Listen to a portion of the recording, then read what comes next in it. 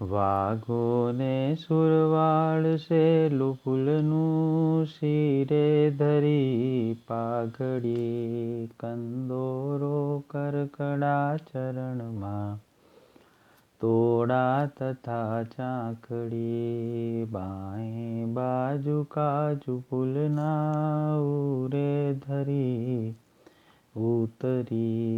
ઉતારી શુભ આરતી સ્તુતિ કરી રાજી થયા શ્રી હરિ. જય સ્વામિનારાયણ.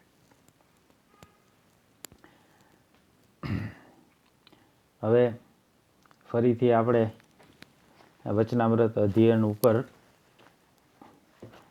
શરૂ કરશું આપણી વ્યાખ્યાન. વચ્ચે અમુક સામાજિક કારણોસર અથવા તો અમુક વ્યવહારિક કારણોસર એવા બધા ઘણા કારણોસર વચ્ચે ગેપ આવી જાય છે. રેજાઈના હતા ત્યારે એક ધારી કથા થતી હતી, પણ હવે આ કોરોના બધે થોડુંક ઓછું થયું એટલે પછી ધંધાનું બધી દોડધામ વધી જાય. પણ મનમાં એવું સતત રહે ખરું કે ક્યારે આપણે જે ટાર્ગેટ મનમાં રાખ્યો છે એ પૂરો કરીએ અને બધા વચનામૃત ઉપર થોડું ઘણું જે મને ખબર પડે છે એ હું કહું. ઘણીવાર આગળ પણ વાત કરી જ છે કે પાત્ર થયા વગર કાંઈ પણ કરવું એ બહુ મોટી ભૂલ છે અથવા તો એ બહુ મોટી ધૃષ્ટતા છે. કે આપણે પોતાની કોઈ એવી સ્થિતિ ન હોય, પોતાની કોઈ એવી સમજણ ન હોય અને તેમ છતાં આવા મોટા ગ્રંથની અંદર અને આવી મોટી ફિલોસોફીમાં ચંચુપાત કરીએ તો એક જોતા એ બહુ ખોટું કહેવાય. પણ સાથે સાથે એવું થાય કે આપણે આ શરૂ કરશું તો કોકને થોડું ઘણું કાંઈક ઉપયોગી થશે અને મહારાજ આપણી ઉપર રાજી થશે. અને આમાં મારી પોતાની તો કોઈ વાત છે નહીં. જે કાંઈ મને આપ્યું છે એ બધા મોટા સદગુરુઓએ, સંતોએ એમણે જે વાત કરી છે એ હું બધાને કહું છું. એટલે એમ થાય કે ભાઈ મોટાની વાત એક જગ્યાએથી બીજી જગ્યાએ પહોંચાડવી એ કાંઈ એમાં કોઈને એવું ન લાગે કે આ ભાઈ પોતાની વાત રજૂ કરે છે. એટલે આમાં મારું કાંઈ બહુ રહેતું નથી. જે કાંઈ છે એ મોટા સદગુરુઓએ જે વાત કરી એ હું તમારી સુધી પહોંચાડું છું. એટલે હું તો પહેલાં એક કુરિયર બોય જ હતો અને હંમેશા એ રહીશ જ તે. પણ મહારાજે આ વચનામૃતની અંદર કેવી અદ્ભુત વાતો ભરી છે અને કેટલું બધું જ્ઞાન અને કેટલી બધી કૃપા આ બધા જ્ઞાનમાં ભરી છે. એ આપણે જોઈએ તો આપણે ગદગદ થઈ જઈએ કે મહારાજને આમ નાની બાબતોની અંદર એમ થાય કે આ કઈ રીતે હું મારા આશ્રિતોને સુખી કરું. અને આજનું જે વચનામૃત છે એ ગરડા મધ્ય પ્રકરણનું 51મું છે. હવે એની અંદર તે આ જ વાત છે કે આપણે સુખ કેમ થાય. અને આપણે બધા સુખ માટે તો વલખા મારીએ જ છીએ પહેલેથી કે ગમે ત્યાંથી આપણે લઈ જ લેવું છે બધું. તો સાચું સુખ આપણને કેવી રીતે મળે, આપણે શું કરીએ તો આપણને શાશ્વત સુખ મળે, શાશ્વત શાંતિ મળે, અને એના માટે ક્યાં વિઘ્ન છે અને ક્યાં જેને આપણે કહીએ મોટા લોચા છે તો એ આપણે ધ્યાનમાં આપણને મહારાજે કીધું છે. હવે આજે આપણે વધારે વાત ન કરતા સીધો વચનામૃતમાં પ્રવેશ કરીએ. સ્વામિનારાયણ હરે, સ્વામિનારાયણ હરે.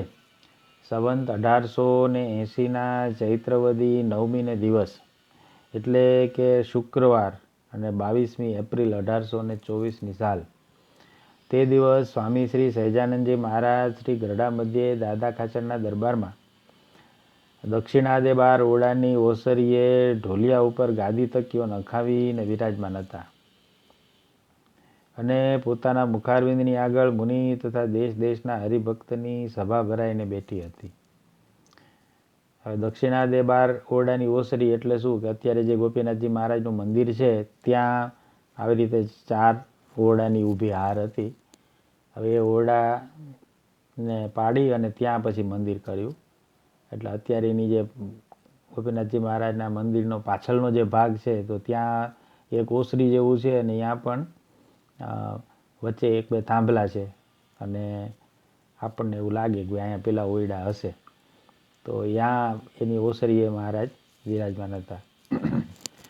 પછી શ્રીજી મહારાજે પરમહંસને પ્રશ્ન પૂછ્યો, જે કોઈક સમામાં તો જીવ સુષુપ્તિમાં જાય છે ત્યારે અતિશય સુખ થાય છે અને કોઈક સમામાં તો સુષુપ્તિમાં જાય છે તો પણ ઉદ્વેગ મટતો નથી, તેનું શું કારણ છે? એ પ્રશ્ન છે. હવે મહારાજે પ્રશ્ન કર્યો કે ઘણી વખત એવું બને કે સુષુપ્તિમાં જીવ જાય ત્યારે બહુ સુખ થાય અને સુષુપ્તિમાં ઘણીવાર જીવ જાય ત્યારે સુખ નથી થતું. તો આવું કેમ? હવે આપણને તો પહેલાં એ રહે કે ભાઈ સુષુપ્તિમાં આપણે કોઈ દી જાતા જ નથી, પણ અહીંયા સુષુપ્તિનો અર્થ અત્યંત ઘેરી ઊંઘ એમ કહી શકાય કે જ્યારે ખૂબ સરસ મીઠી નીંદર, આપણે ખૂબ થાકી ગયા હોઈએ, ક્યારેક ખૂબ દોડાદોડી કરી હોય અથવા ઉજાગરા થયા હોય, માનસિક શારીરિક થાક ખૂબ લાગી ગયો હોય અથવા તો ખૂબ દાબીને ખાધું હોય અને ત્યારે પછી આપણે એકદમ ઘેરી ઊંઘમાં વયા જઈએ. હવે ઘણી વખત ઘેરી ઊંઘમાં જઈએ ત્યારે ઉઠીએ તો એકદમ ફ્રેશ હોઈએ અને ઘણી વખત બહુ આવી ઘેરી ઊંઘમાં ગયા હોય અને પછી ઉઠીએ તો આપણને બહુ આળસ ને શરીર તૂટતું હોય ને ઊંઘ આવી હોવા છતાંય તે આપણને અહક થાય અને મજા ન આવે. તો મહારાજે એવું પૂછ્યું કે આનું શું કારણ એમ? હવે આમાં પ્રશ્ન તો આ મારા ખ્યાલથી સમજાઈ ગયો હશે તમને, પણ તેમ છતાં એક વસ્તુ આની અંદર આપણે થોડીક વધારે સમજવી જોઈએ કે આખું વચનામૃત છે એ જેમ વર્તનને લગતું છે એમ આ આખું વચનામૃત છે ને એની અંદર એક બીજો પણ એક પેરેલલ ચાલતો એક હોંહરો દોરો છે કે બધા જ વચનામૃત 273 વચનામૃત, ગોપાળાનંદ સ્વામીની વાતો, ગુણાતીતાનંદ સ્વામીની વાતો, નિષ્કુળાનંદ સ્વામીના પદો, બધા બ્રહ્માનંદ સ્વામીના, મુક્તાનંદ સ્વામીના જે બધા પદ રચનાઓ કરી છે, આ બધી પદ રચનાઓ, આ બધું વાતો, એ બધાનો એકમાત્ર હેતુ શું છે કે આપણને શાશ્વત રીતે સુખી કરવા. બરાબર? મહારાજ ને મોટા સંતો ને એ બધાનો પ્રયત્ન શું છે? તો એ જ્યારે આપણા સામું જોતા હોય ને તો એને અમથી એમ કરુણા ઝરવા માંડે. હવે એ આપણને જોઈ અને એ દુઃખી થઈ જતા હોય. કારણ શું કે આપણી પીડા અને આપણી જે હેરાનગતિ છે ને એ એમને બહુ સ્પષ્ટ દેખાતી હોય અને એને મનમાં એમ થાય કે આ જીવ તું કેમ આટલો બધો દુઃખી થાય? ઘણીવાર આપણે નથી ક્યાંક રોડ ઉપર હાલ્યા જતા હોય અને કોઈ ગરીબ માણસ હોય અત્યંત અને કોઈ ગરીબ ભિખારી હોય અને એમાંય તે બિચારાને કાંઈક લાગ્યું કર્યું હોય, હાથમાં કે પગમાં ઘારા થઈ ગયા હોય ને આમ માખીઓ બળબળતી હોય અને રીબાતો હોય તો આપણને જોઈને આમ આંખમાં જળજળી આવી જાય કે અરે આને કેટલું દુઃખ છે. તો આ રીતે આપણે જ્યારે કોઈને દુઃખીઓ જોઈએ તો આપણને મનમાં શું થાય? તો આપણને એના પ્રત્યે બહુ સહાનુભૂતિ થાય અને આપણને કરુણા જન્મે કે અરે રે આ બિચારો કેવો દુઃખી છે. પછી આપણે કોઈકની વાત સાંભળીએ તો એમાંય આપણને કરુણા થાય કે અરે રે આવું થઈ ગયું એમ. કોઈ સ્ટોરી હોય અથવા તો કોઈ પિક્ચરની અંદર કોઈ એવો સીન આવ્યો હોય કે ભાઈ કોઈ બહુ હેરાન થતું હોય બહુ, તો આપણને પિક્ચર જોતાં જોતાં ત્યાં આંખમાં જળજળી આવી જાય. તો આ બધા પાછળનું કારણ શું? તો એટલું જ કે આપણે બીજાનું દુઃખ છે એ આપણે જોઈએ તો આપણને પોતાને પણ એ દુઃખનો અનુભવ થાય છે. તો સજ્જન માણસની આ નિશાની છે. હવે આ મહારાજ અને સંતો ને એ બધાને તો એ જ્યારે આપણને જોવે તો જે આપણે હાડેડ થતા હોય સંસારમાં અને બીજા બધા આપણા પ્રોબ્લેમ્સ, તો એને જોઈને એમને બહુ કરુણા આવે કે આ કેટલો બધો દુઃખી થાય છે, તો હવે એને સુખી કેમ થાય એ માટે ભગવાનનો અવતાર છે. બરાબર, મહારાજને કારિયાણી કે બીજા કોઈ એક વચનામૃત છે એની અંદર પૂછ્યું કે ભાઈ ભગવાન પોતાના ધામમાં રહ્યા થકા શું ધર્મનું સ્થાપન ન કરી શકે કે એમણે અવતાર લેવો પડે છે? તો ભગવાનના અવતાર લેવાનું કારણ શું? તો એનું એક જ કારણ મહારાજે આપ્યું કે ભાઈ પોતાના અત્યંત નજીકના જે એકાંતિક ભક્તો છે, અનન્ય ભક્તો છે, એને સુખ આપવા માટે અને એને લાડ લડાવવા માટે.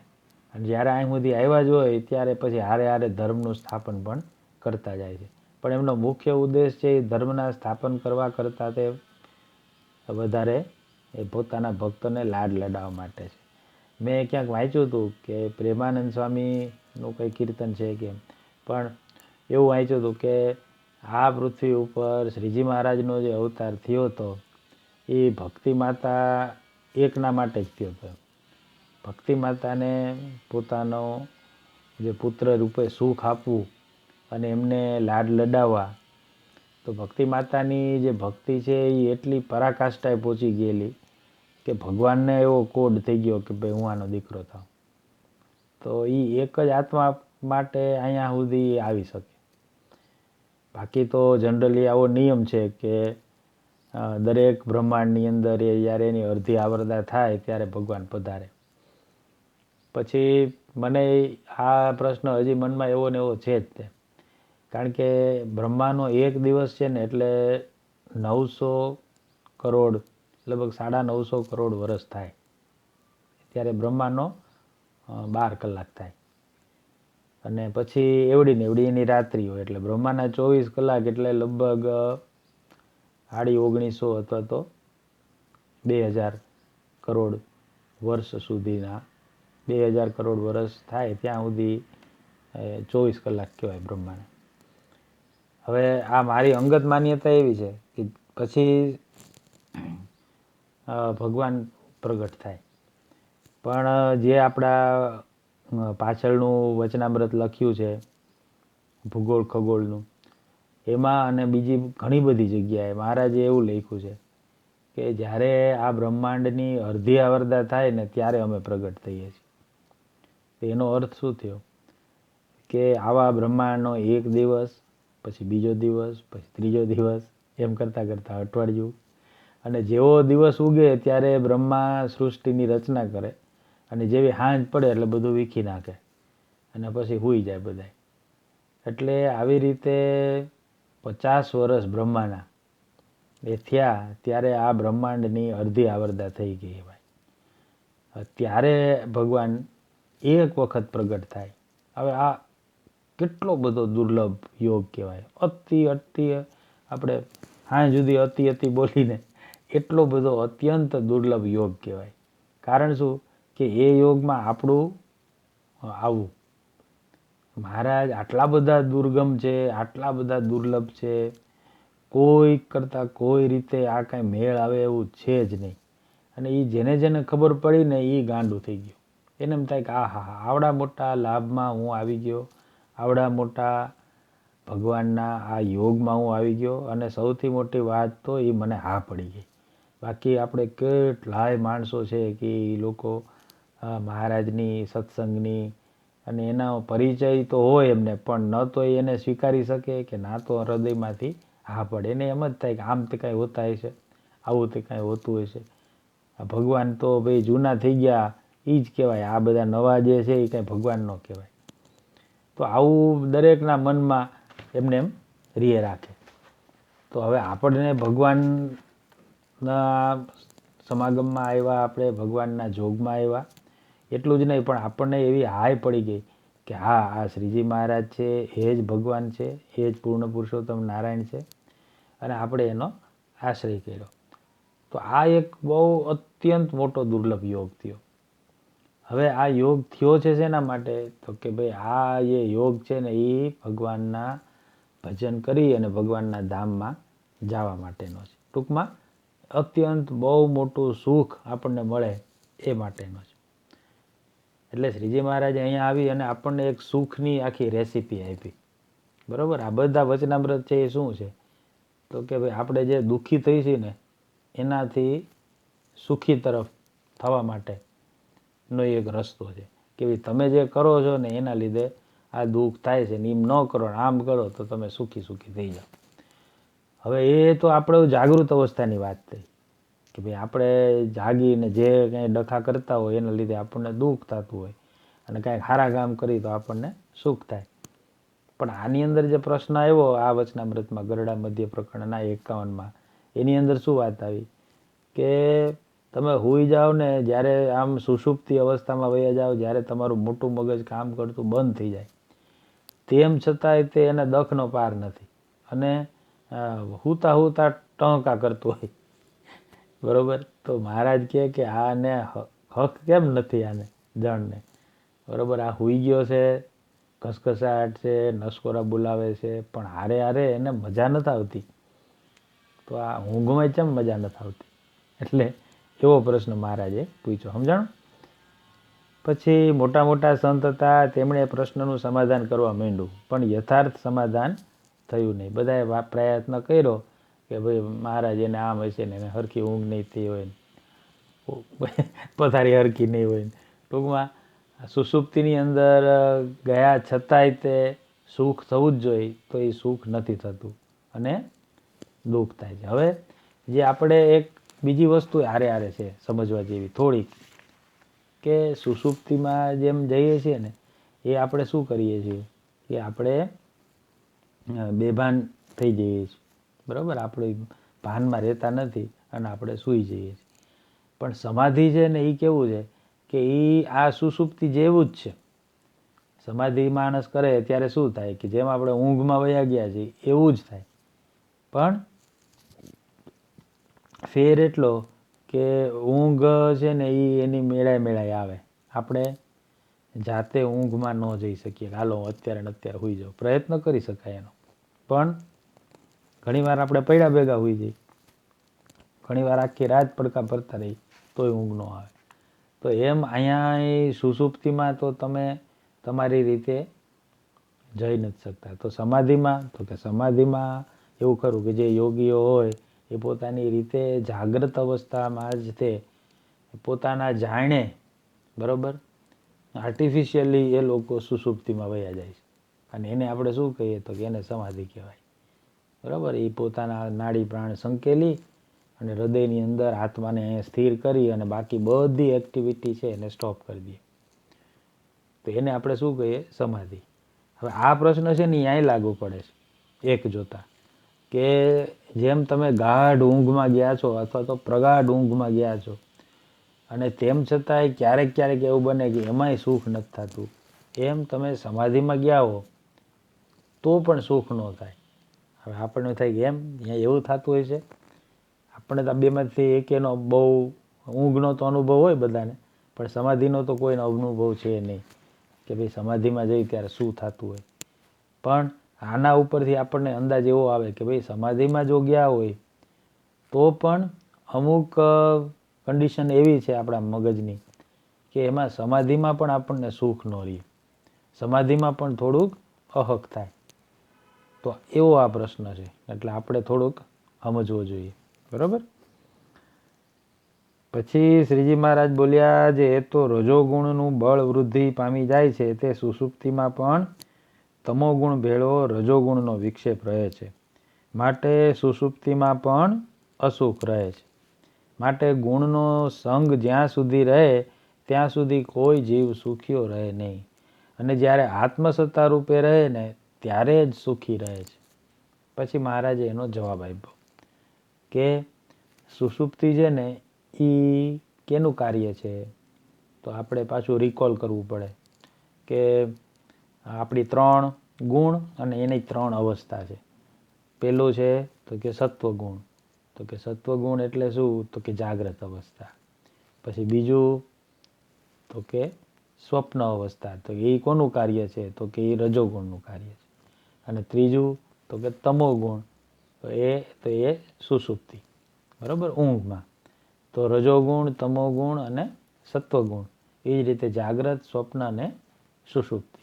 આ 3 અવસ્થા અને આ 3 ગુણ એનું એકબીજાનું આ કાર્ય છે. પણ એ કાર્યની અંદર લોચો કેવો થાય છે કે ભાઈ તમોગુણ છે એ તમોગુણની અંદર એ જ્યારે રજોગુણનો ભેગ વધે, એટલે હવે રજોગુણ અને તમોગુણના કાર્ય તો આપણે પહેલાં બહુ સારી રીતે સમજી ગયા છીએ, પણ અહીંયા એનો એક થોડીક નાની એવી રિકોલ કરી લઈએ અથવા તો એનું રિવિઝન કરી લઈએ કે તમોગુણ એટલે આપણે એવું કહી શકાય કે આપણને જે ડિપ્રેશન થાય, પછી આળસ ચડે, પછી ઊંઘ છે, પછી ક્રોધ આવે, પછી જેને કહીએ ને મૂઢપણું, તો એ જે મૂઢપણું છે અને એ બધા ગુણ અથવા એની જે ક્વોલિટીઝ છે ને એ આ તમોગુણના લીધે આપણામાં પ્રવર્તે છે. તો સત્વગુણ એટલે તો કે જાગૃત અવસ્થા, પછી એકદમ શાંત અવસ્થા, પછી આપણને અંદરથી ખૂબ આનંદ આવતો હોય, અંદરથી બહુ મજા આવે, તો કે આ શેના લીધે છે? તો કે આ જાગૃતિના લીધે છે અથવા તો સત્વગુણના લીધે છે. જ્યારે આપણી અંદર સત્વગુણ વધતો હોય ત્યારે આપણી અંદર આવું બધું થાય. તો કે તો રજોગુણ થાય ત્યારે શું થાય? તો કે રજોગુણ હોય ને ત્યારે આપણી અંદર જાત જાતના બધા ઈચ્છાઓ પ્રગટ થવા માંડે. કોઈ પણ વસ્તુ કરવા માટેની આપણી જે પ્રબળ ઈચ્છાઓ થવા માંડે અને સંકલ્પ વિકલ્પ ખૂબ થાય. તો એને શું કહીએ? તો કે આ ભાઈને રજોગુણ વ્યાપી ગયો છે, બરાબર. અને 99% આપણે બધાએ રજોગુણમાં હોય. આપણને કોઈ પણ જાતની જાતની ઈચ્છાઓ એક ધારી થતી જ હોય, આપણે હક કરીને બેસતા જ ન હોય. કાંઈ આપણું મગજ છે ને એ 1 મિનિટની અંદર લગભગ 70 જેટલા વિચારો કરતું હોય છે.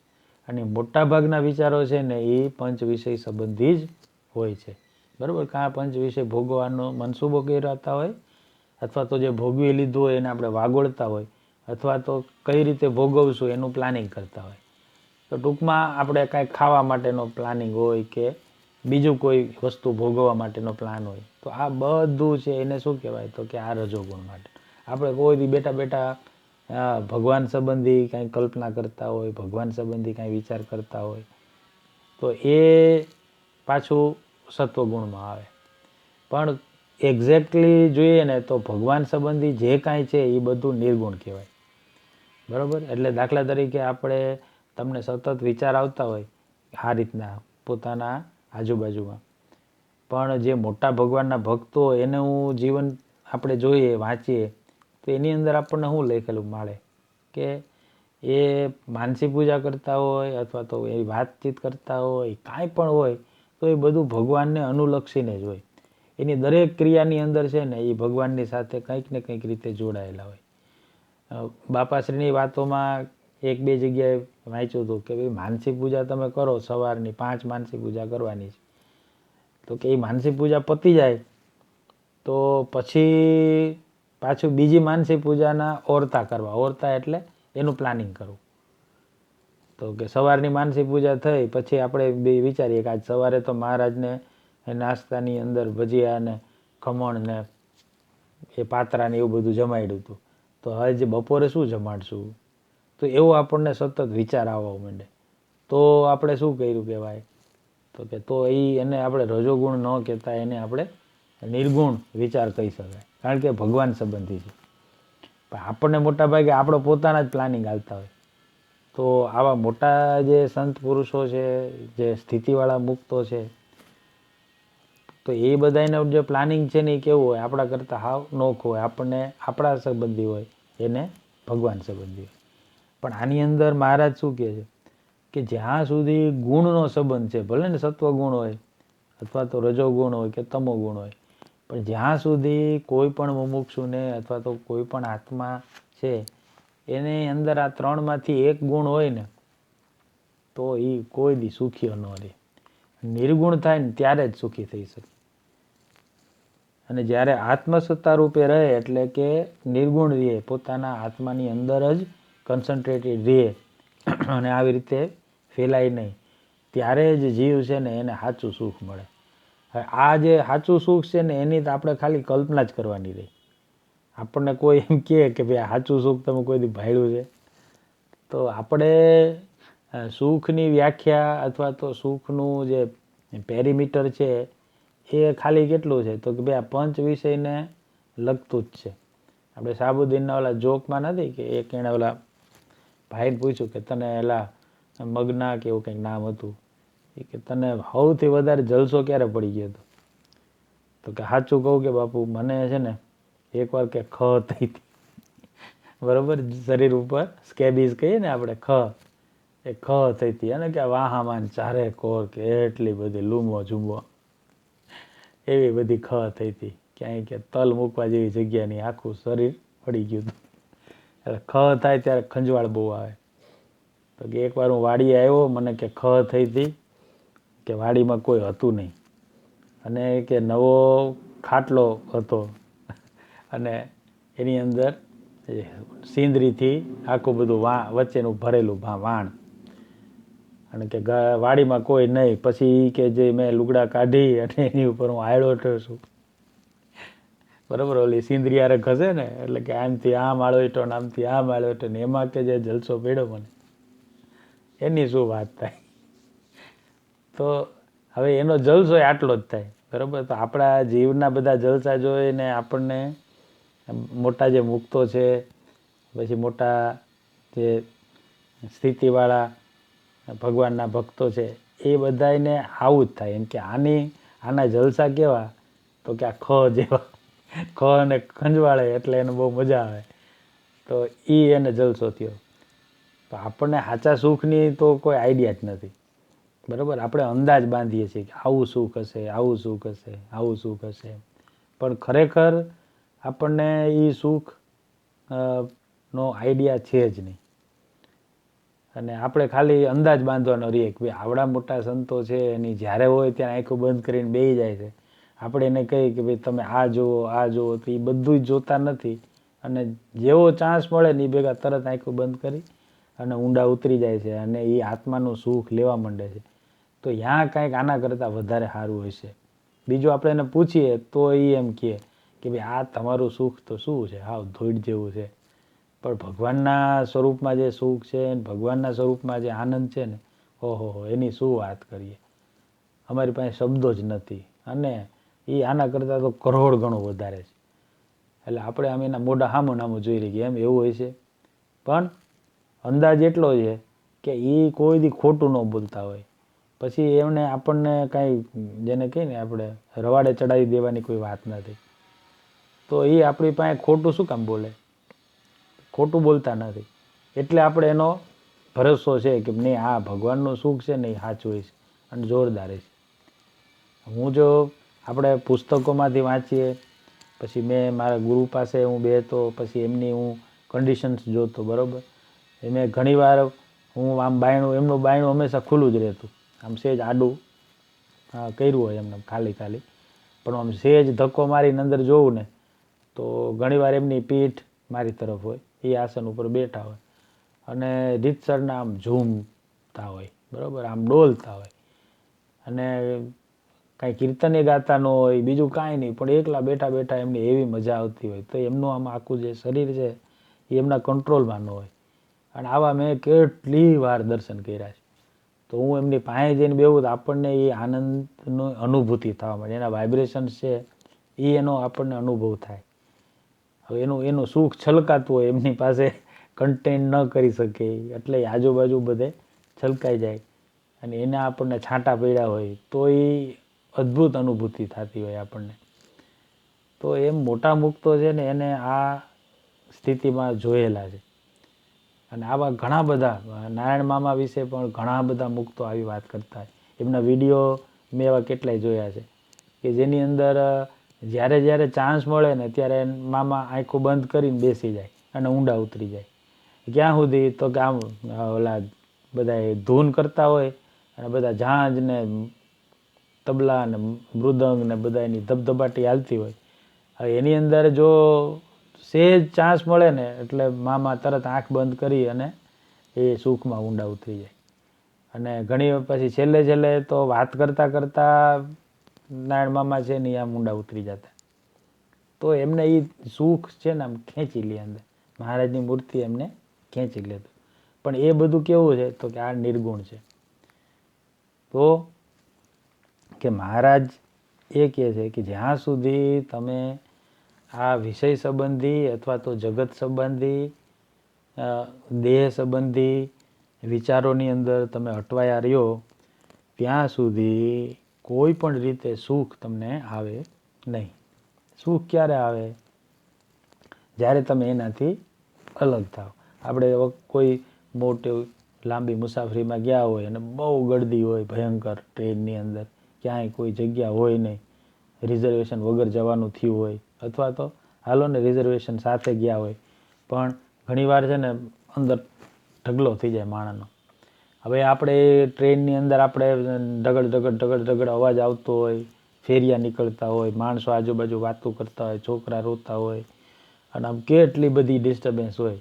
તો જ્યાં સુધી આપણે ટ્રેનમાં હોય ત્યાં સુધી આપણને એક પ્રકારનું ડિસ્ટર્બન્સ છે ને એ રહે જ. તે ફર્સ્ટ ક્લાસમાં બેઠા હો તોય રહે, કાંઈક ને કાંઈક નાનું મોટું ડિસ્ટર્બન્સ રહેતું જ હોય. હવે જ્યારે એ ટ્રેનમાંથી ઉતરી અને તમે ઘરે આવો તો જ આપણને સાચું સુખ મળે. પછી આપણે સૂઈએ કે ખાઈએ કે નાહી ધોઈએ પછી આપણે એમ થાય કે હાશ.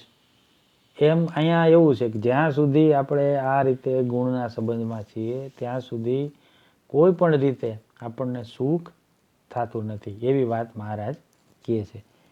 તો કે સુખ ક્યારે થાય? કે જ્યારે એ આત્મસત્તા રૂપે રહે ત્યારે જ સુખી રહે છે. પછી મુક્તાનંદ સ્વામીએ પ્રશ્ન પૂછ્યો કે આત્મસત્તા રૂપે રહે તેના શા લક્ષણ છે? પછી મુક્તાનંદ સ્વામીએ આપણા માટે પ્રશ્ન પૂછ્યો કે હે મહારાજ, એ એટલે શું? એમ આત્મસત્તા રૂપે એટલે તમે એનાથી શું કહેવા માગો છો?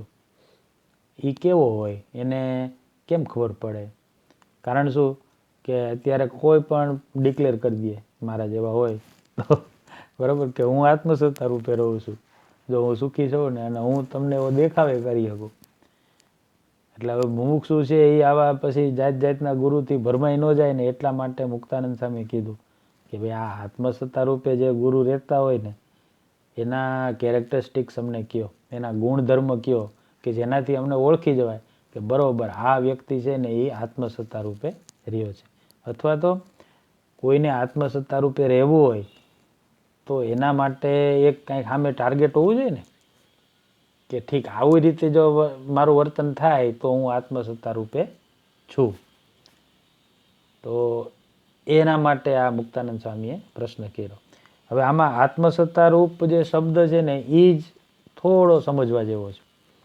હવે આપણે એકચ્યુઅલી આખા વચનામૃતની અંદર શરૂઆતથી જ કરીએ છીએ ત્યારે આપણે હંમેશા મોટા સંતો જ્યારે વાત કરતા હોય ને ત્યારે એ આમ ઉપલા લેવલે જતા જાય. બરાબર, ઘણા જ્ઞાન સ્વામી છે કે ધર્મવલ્લભ સ્વામી છે કે નિત્ય સ્વરૂપ સ્વામી છે કે ઘનશ્યામ સ્વામી ગરડાવાળા, અથવા તો આવા અનેક મોટા સંતો છે કે જે ફરેણીવાળા બાલ સ્વામી છે.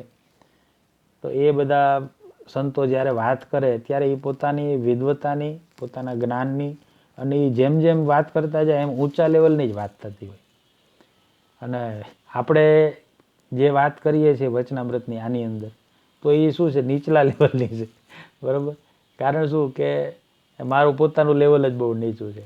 પણ તેમ છતાંય તમને ઉપયોગી એટલા માટે છે કે જે હાવ નીચલા લેવલની છે ને, ઝીરો લેવલની વાત, એ જ્યાંથી આપણે આ શરૂ કરવાનું છે એ પહેલા પગથિયાની વાત છે. એટલે મારું જે કાંઈ છે એ બધું હાવ ઝીરો લેવલનું છે. તો એની અંદર આત્મસત્તા રૂપ એટલે શું એ આપણે થોડું સમજવું. આત્મસત્તાના ઘણા બધા સ્ટેપ્સ છે પણ એમાં જે સૌથી નીચેનું જે સ્ટેપ છે ને એનું હું તમને થોડું પ્રેક્ટિકલ અથવા તો જેને આપણે અડી શકીએ એવો એક એક્ઝામ્પલ આપું તમને. બરાબર, અને આ બહુ વિચારજો બધાય અને સમજવા જેવું છે કે આપણે છે ને બે લેવલથી જીવતા હોઈએ. હવે એક આપણો જે આત્મા છે ને એ એક આ મગજમાં જ્યાં આપણું જે મોટું મગજ કહીએ જેની અંદર અસંખ્ય સંકલ્પ વિકલ્પ ચાલે છે એની સાથે આપણે આમ જોડાઈ જઈએ છીએ. એનો અર્થ શું થયો કે આવા કેટલી જાતના અંદર મગજમાં વિચારોની તડામાર હાલતી હોય. બરાબર, વરસાદ થતો હોય, વરસાદ વિચારનો. તો એ દરેક વિચારની હારે કાંઈક દ્રશ્ય હોય એની અંદર આપણે ખોવાઈ જઈએ, એની સાથે આપણે જોઈન્ટ થઈ જઈએ. કે આજે કઈ તારીખ થઈ, તો કે આજે ભાઈ સંક્રાંત છે અને 14 તારીખ થઈ, તો કે હવે 3 દિવસ પછી ફલાણા ભાઈના લગ્ન છે, તો એ લગ્નની અંદર એટલે તરત આપણે અહીંયા લગ્નમાં પહોંચી જઈએ. પછી કે 2 દિવસ પછી આપણે ફલાણી જગ્યાએ જવાનું છે, તો આપણે તરત એ જગ્યાએ પહોંચી ગયા. હવે આ બધું હાલે છે ક્યાં, તો ક્યાંય માતામાં, બરાબર, મનની અંદર, ચિત્તની અંદર. આમ સંકલ્પ વિકલ્પ હાયલા જ રાખે, અને એની અંદર આપણે ભેગા ભળી જઈએ છીએ.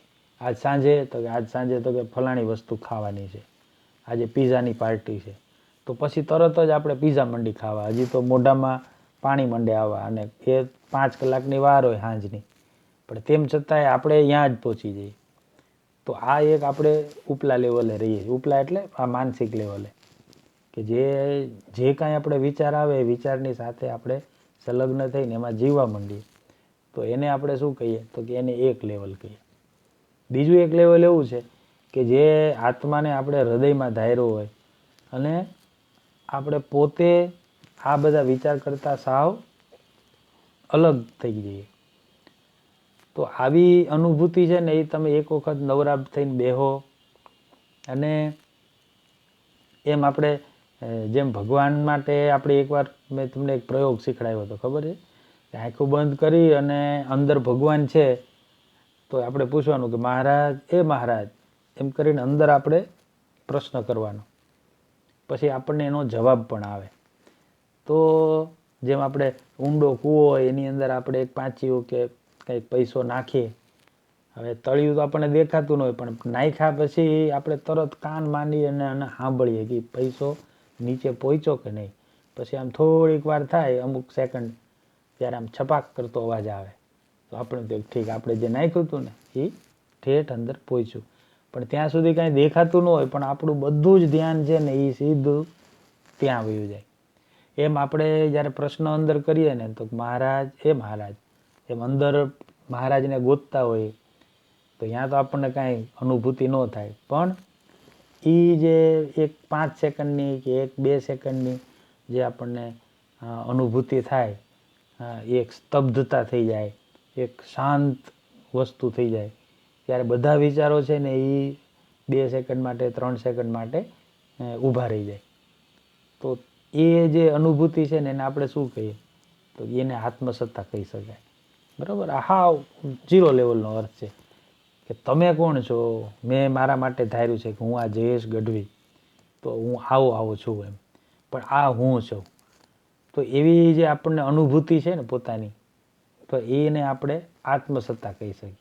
બરાબર, કે હું આવો છું એમ. આમાં આપણે ક્વોલિટીઝમાં નથી જવાના, પણ આ હું છું, આ મારા વિચારો અને આ હું. આપણે વિચારો કરતાં થોડાક અલગ પડીએ, એની સાથે વહીએ નહીં, અને એના કરતાં સહેજ ડિસ્ટન્સ કરી અને ઊભા રહીને જોઈએ કે ઠીક, આ તો બધા મને વિચાર આવે છે અને આ હું છું. આનું એક સરસ ઉદાહરણ મેં આપ્યું હતું એક વખત, કે આપણે એક ઊંચી મોટી બિલ્ડિંગ છે, અને એના ઉપર ચડી અને આપણે નીચે જોઈએ તો અહીંયા ટ્રાફિક જામ થઈ ગયો છે, બધી મોટરો કારો બધી દોડ કરે છે. તો એ આપણે ઉપર બિલ્ડિંગ ઉપર ઊભા જોઈએ તો આપણને શું થાય, તો આપણને મજા આવે જોવાની કે આ બધા કેવી કાર ને રિક્ષાઓ ને મોટરસાઇકલ ને માણસ દોડ કરે છે. હવે તમે નીચે ઉતરી અને એ રોડ ઉપર જો તમે ઊભા રહ્યો તો તમને શું થાય, તો કે તો હાલું મરી જવાય એવું થાય. ઘડીક થાય તો અહીંથી ગાડી આવે ને, ઘડીક થાય તો હોર્ન મારે ને, કોઈ ગાળો દેતા જાય ને, કોઈ ધક્કે ચડાવે ને, કોઈક ટક્કર પણ મારી દે આપણને, આપણે પડી પણ જઈએ, અને કટારા નીચે પડી ગયા હોય તો મરી પણ જઈએ. ટૂંકમાં એ ટ્રાફિકની અંદર તમે હો તો એ બહુ દુઃખદાયક છે, પણ એ ટ્રાફિકથી દૂર ઉપર કોઈ જગ્યાએથી આખું ટ્રાફિક જામ તમે જોતા હો તો એ મજા આવે.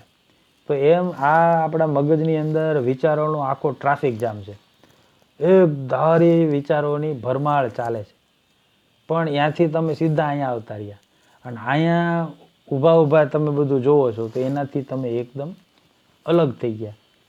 અને આપણે જોઈએ ઠીક, આ વિચારોને આ બધું આમનામ ધબધબાટી હાલે છે, તો જેવા તમે એનાથી અલગ થયા તો તમે એ બધાને એન્જોય પણ કરી શકો, અથવા તો તમે એના દુઃખથી તમે દૂર થઈ શકો. આપણે વિચારી શકીએ કે ઓહો ઠીક, આને આવા વિચાર આવે છે, આને એટલે આ જયેશભાઈને, તો હું જયેશથી અલગ થઈને પણ હું જોઈ શકું કે ભાઈ આ જયેશ ગઢવીને આવા વિચાર આવે છે, એને આવી લાગણીઓ છે, એને આવા આકાંક્ષાઓ છે, એને આવી એમ્બિશન છે, એને આવું આવું થાય છે. પણ તો ભલે થતું હોય તો એ સારું થાય ખરાબ થાય છે એનો પ્રોબ્લેમ છે. હું તટસ્થ ભાવે એને હું જોઈ શકું કે આને આવું થાય છે, પણ એની સાથે હું જોડાઉં નહીં. અને જેવો અલગ થઈ જાઉં એટલે એની બધા પ્રોબ્લેમ્સ છે ને એ ત્યાં રહીએ અને બધા પ્રોબ્લેમ્સથી હું અલગ થઈ જાઉં.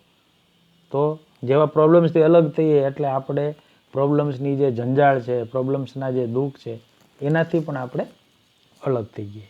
હવે આ જે રહેવું, આ જે અનુભૂતિ એને આપણે શું કહીએ તો કે આ બેઝિક આત્મસત્તા આને કહેવાય. બરાબર. પછી એના ઉપર આગળ ઘણું બધું છે, પણ આ જે મિનિમમ લેવલનું જે હાવ ગ્રાઉન્ડ લેવલનું આત્મસત્તા છે ને એ આને આપણે આત્મસત્તા રૂપે કહી શકીએ. કે જે આવી રીતે પોતાથી અલગ રહીએ, આત્મા રૂપે રહેવું એકલું, તો એને આપણે આત્મસત્તા રૂપે રહીએ. તો મુક્તાનંદ સ્વામી એવું પૂછ્યું કે હે મહારાજ, એ આત્મસત્તા રૂપે જે રહેતો હોય એનું બિહેવિયર કેવું હોય અને કઈ રીતે રહી શકાય, એના લક્ષણ શું છે? પછી શ્રીજી મહારાજ બોલ્યા કે શિવ બ્રહ્મા જેવા કોઈ સમર્થ કહેવાય નહીં. હવે આખા બ્રહ્માંડનો વહીવટ કરતા હોય એટલે એના જેવા તાકાતવાળ અને એના જેવા વિચક્ષણ અને એના જેટલા સામર્થ્યવાન કોઈ ન કહેવાય. એ તો નારદ જેવાના પણ ગુરુ છે અને એ જેવા બ્રહ્મ સ્વરૂપે વર્તે છે તેવું તો બીજાને વર્તવું કઠણ છે. મહારાજ આખો આ જવાબની શરૂઆત કરી અને આપણને એક ઇન્ટ્રોડક્શન આપ્યું અને એક વાત કરી કે ભાઈ આ બ્રહ્માંડની અંદર જેમાં તમે રહ્યો છો તો એની જે ચરમસીમા છે, એના જે મોટામાં મોટા પદ છે એ કોણ છે? તો કે શિવજી અને બ્રહ્માજી એ જેવા જે કોઈ બ્રહ્મ સ્વરૂપે વર્તતા હોય, પ્યોર આત્મા રૂપે, એવું બીજા કોઈથી વર્તી શકાતું નથી.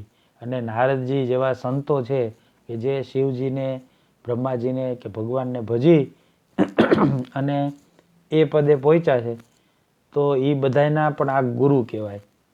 એ કક્ષાએ આ બધા છે. એમની પાસેથી આ બધા સંતોને ત્યાં એક પ્રોબ્લેમ થાય તો એ આમને પૂછે કે ભાઈ અમારે કઈ રીતે વર્તન કરવું, આમાં ક્યાં અમારી ભૂલ છે? તો એ બધાની પોતાની ભૂલ દેખાડે એવા મોટા મોટા છે વિદ્વાનો.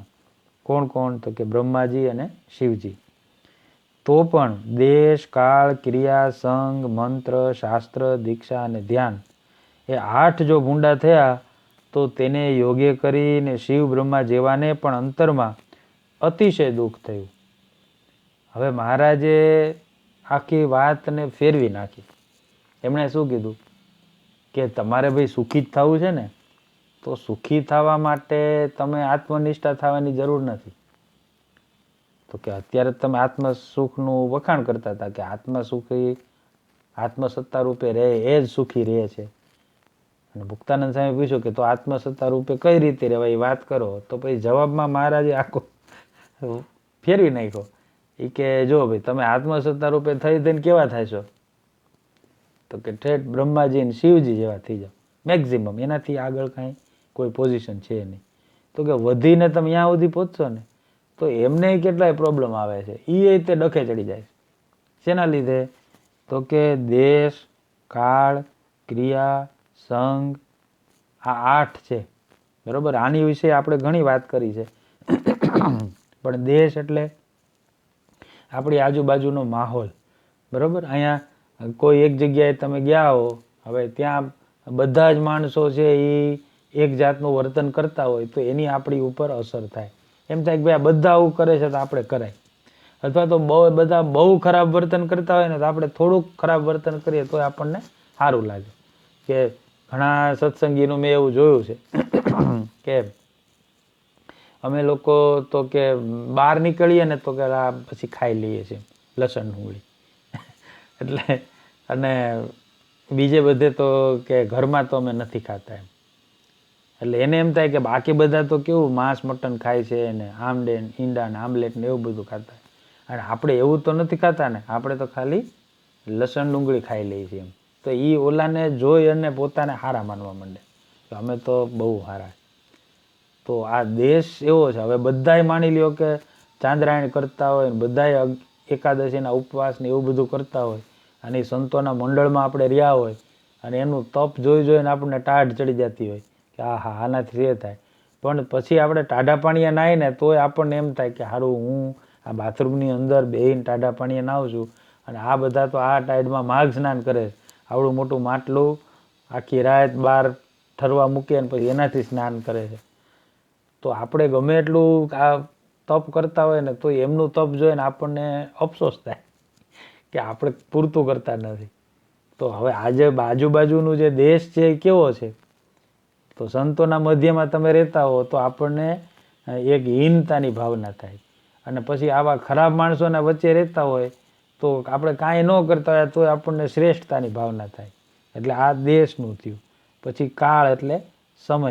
અત્યારે આ કોરોનાનો સમય ચાલે છે કે બીજું કોઈ સમય ચાલતો હોય, હવે ત્યારે કોઈ પૂજાય ન કરી શકતા હોય, કોઈ આમ ન કરી શકે, ત્યારે આપણે થોડું ઘણું કરીએ, મંદિરમાં જઈએ ધજાના દર્શન કરીને આવતા રહીને એવું બધું કરતા હોય તો આપણને એના કરતાં સારું લાગે.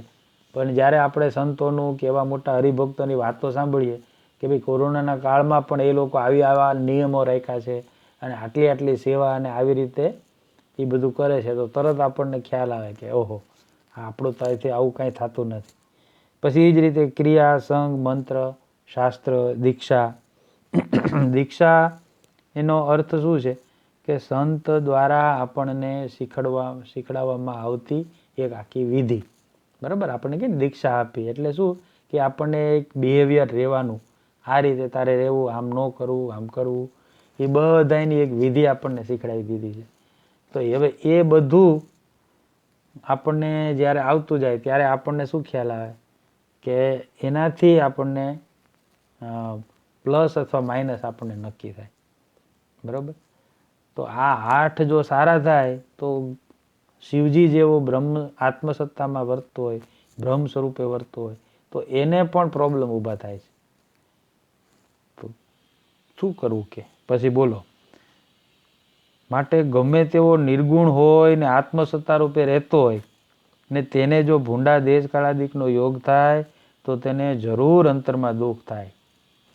તો પછી તો આપણે મૂંઝાઈને બે કે લે આ આત્મસત્તા રૂપે વર્તીને જો આવું દુઃખ થવાનું હોય તો અમારે કરવું શું? કારણ કે અમે મેક્ઝિમમ ક્યાં સુધી પહોંચી શકીએ તો કે શિવજી અને બ્રહ્માજીની જગ્યાએ. એવું તો આપણને જન્મ વયા જાય.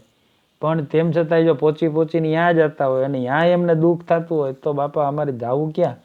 પછી અમારે શું કરવું એમ? તો આપણે મૂંઝાઈને બેઠા રહીએ. એટલે પછી મહારાજે એનો જવાબ આપ્યો આપણને, અને કેવો સરસ અદ્ભુત જવાબ છે. માટે મોટા પુરુષની બાંધેલ જે મર્યાદા તેને લોપીને કોઈ સુખી થતો નથી.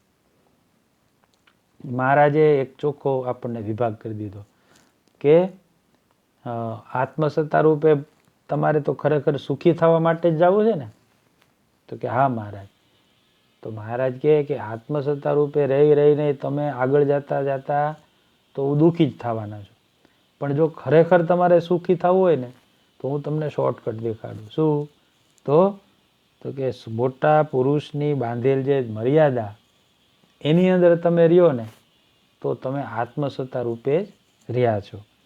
માટે જેટલા ત્યાગી છે તેને તો ત્યાગીના ધર્મ પ્રમાણે વર્તવું, અને જેટલા ગ્રહસ્થ હરિભક્ત છે એમણે ગ્રહસ્થના ધર્મ પ્રમાણે વર્તવું, અને જેટલી બાહ્ય હરિભક્તો છે તેને બાહ્યોના ધર્મ પ્રમાણે વર્તવું. અને જો તે થકી ઓછું વર્તે તો પણ સુખ ન થાય, અને જો તે થકી અધિક વર્તે તો પણ સુખ ન થાય. શા માટે?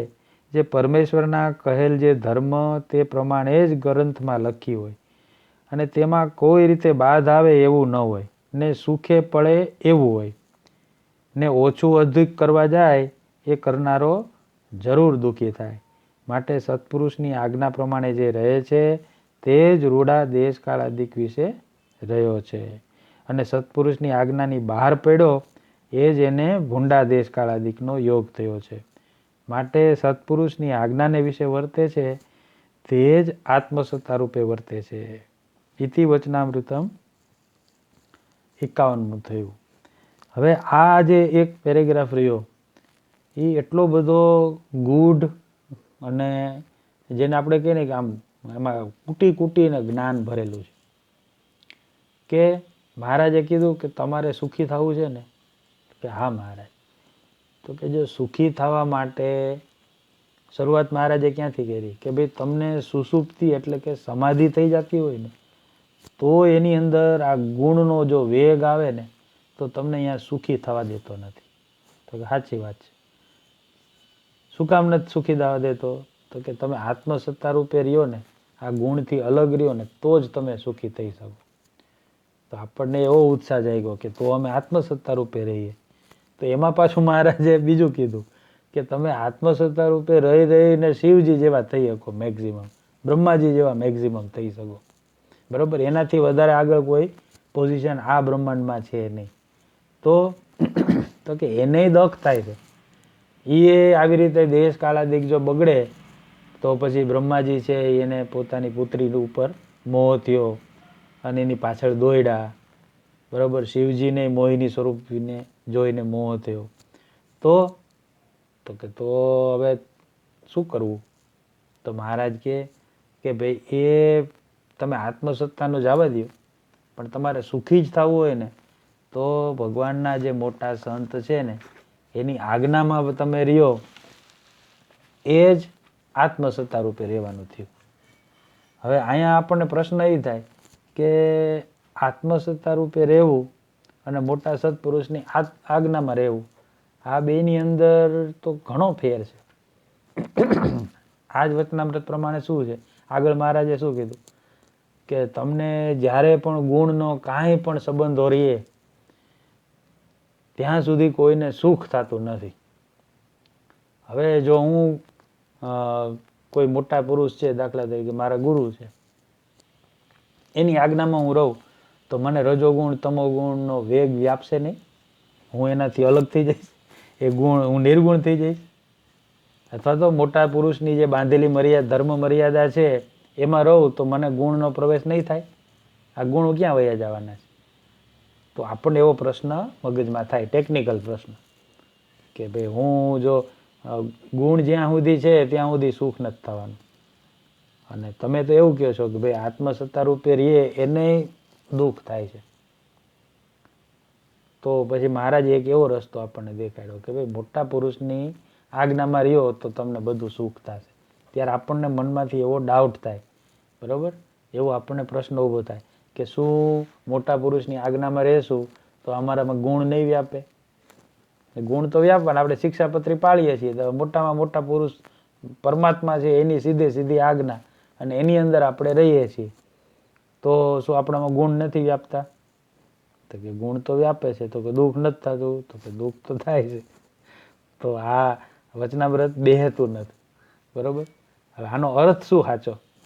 તો કે સાચો અર્થ એ થાય કે જ્યારે સત્પુરુષ આપણને કોઈ આજ્ઞા કરે અને એ પ્રમાણે તમે રહેવા માંડો, એનાથી વધારે ન રહેવું અને એનાથી ઓછું ન રહેવું, એ જે કે એ પ્રમાણે આપણે રહેવું, તો તમે ક્યારે રહી શકો બરોબર ખબરદાર થઈને?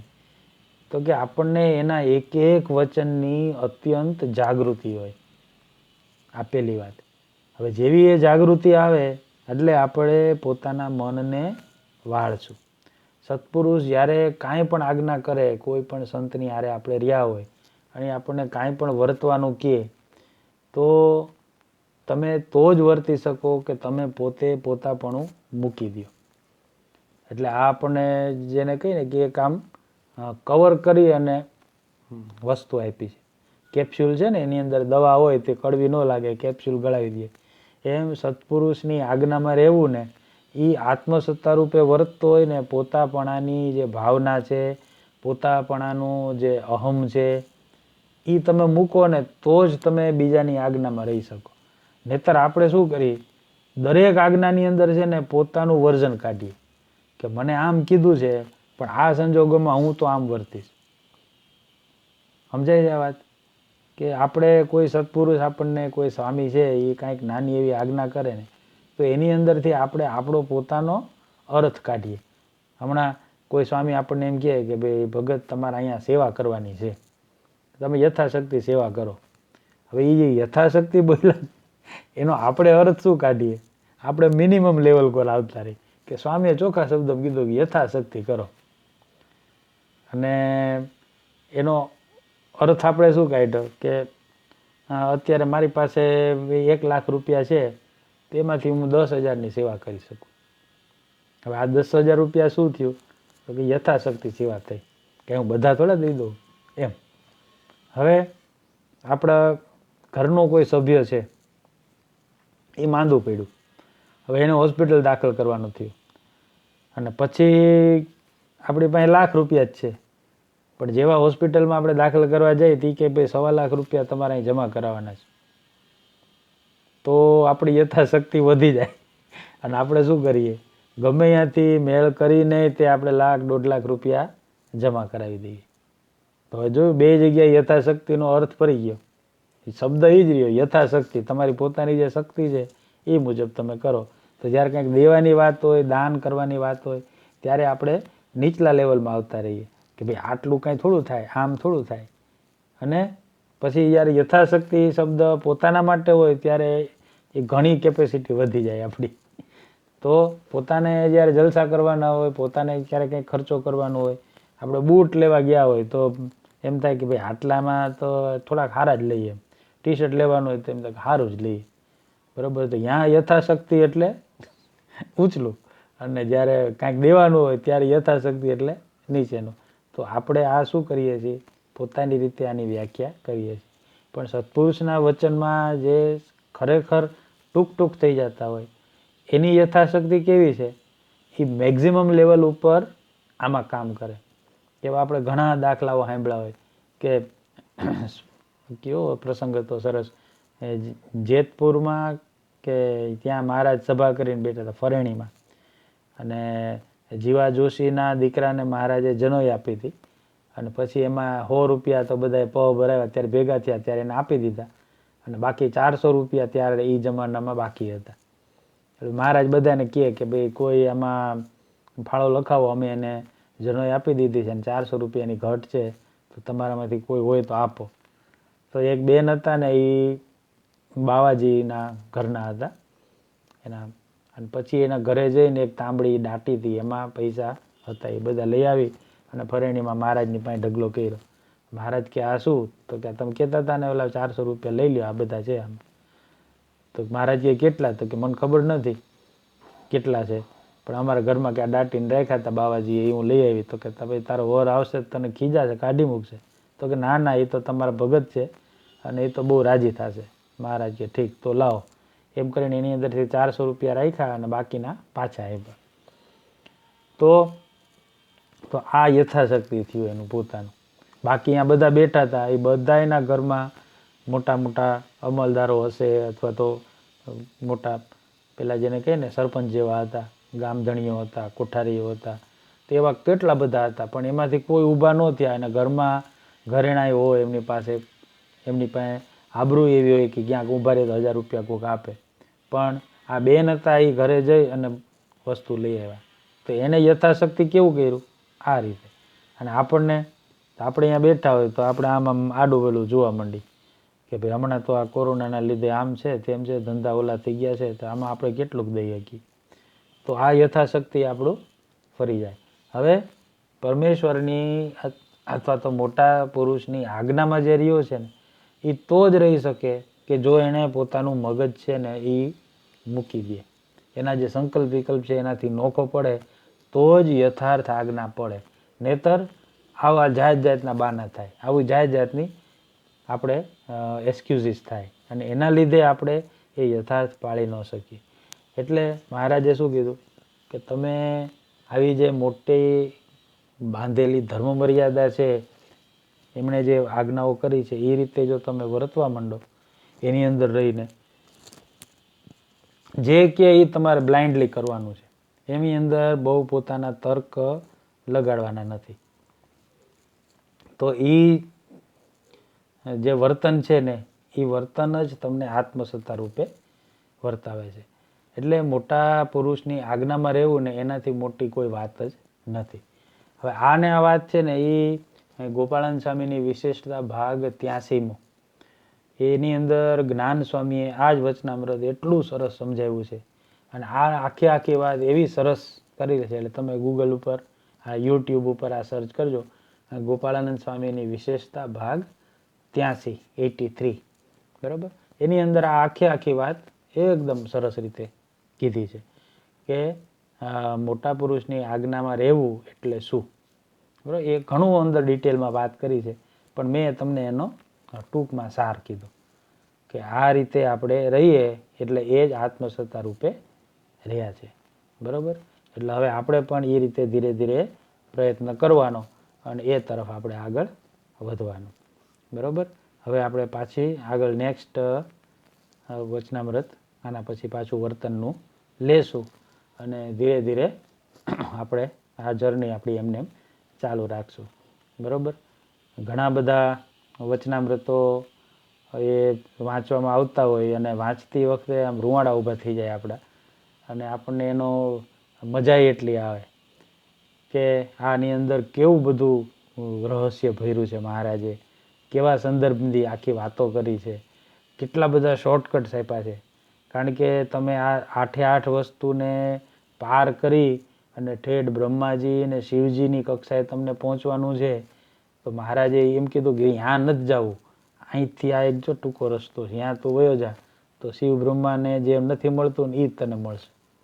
તો આ એક બહુ મોટી વાત છે આપણને, કે જે આપણને હાવ નાનો એવો શોર્ટકટ આપી દીધો મહારાજે કે ત્યાં સુધી તાર નથી જવું, અહીંથી વયો જાય એમ, કે આ સત્પુરુષની આજ્ઞામાં રહેવું, અધિક પણ ન રહેવું અને ઓછું પણ ન રાખવું. એટલે આ રીતે આપણને દરેક વચનામૃતની અંદર કાંઈક ને કાંઈક અદ્ભુત વસ્તુઓ અંદર છુપાયેલી પડી છે, મોતી છે, કે જે આપણને મોટા ગુરુ હોય એ આપણને એમાંથી કાઢી અને આપણા હાથમાં આપી દે, બરાબર. તો આવા નવા કેટલાય બધા સરસ મજાના મોતીઓ આપણે ગોતતા રહેશું, બરાબર. જય સ્વામિનારાયણ.